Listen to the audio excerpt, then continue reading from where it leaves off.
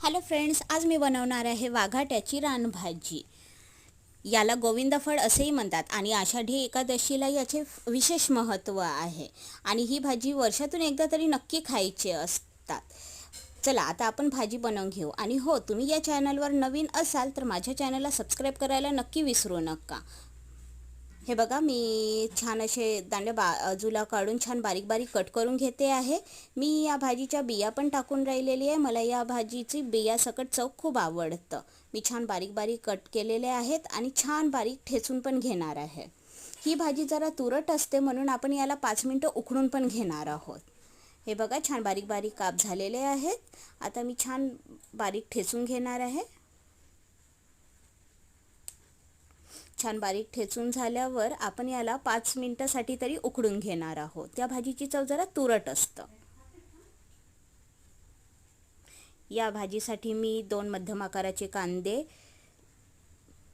टमाटर, 2-3 हिरव्या मिरच्या आणि लसूण घेतले आहे. लसूण ऑप्शनल आहे, तुम्हाला नसेल टाकायचे तर तुम्ही नाही पण टाकू शकत. आपण ही भाजी अगदी साध्या पद्धतीने बनवणार आहोत. भाजीला उकळी आलेली आहे आपण जे मांडलेलं आहोत. चला आता चवीनुसार भाजीनुसार तेल टाकून घेऊ. कढईमध्ये तेल गरम झालेलं आहे. हिरव्या मिरच्या, लसूण, छान कांदा टाकून परतून घ्यायचं आहे. कांदा झाला की आपण टमाटर टाकू.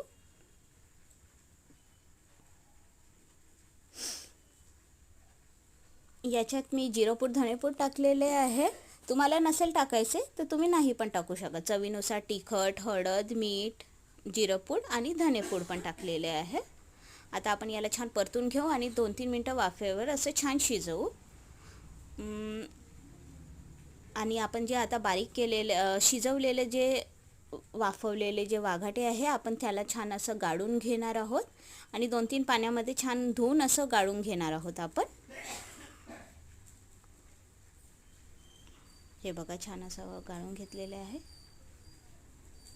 भाजीची झालेली आहे. आता आपण हे जे वाफवलेलं आहे हे सगळं वाघाट्याचं मिक्सचर त्या भाजीमध्ये टाकून घेणार आहोत.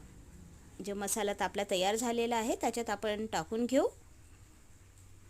अगदी 2-3 मिनटं असं 2-3 मिनटांनी असं आपण 1-2दा वरती खालतून वरती असं परतून घ्यायचं आहे छान वाफेवर शिजवून. आणि या भाजीची टेस्ट एकदम मस्त लागते. ही भाजी एकदा तरी नक्की ट्राय करून बघाल.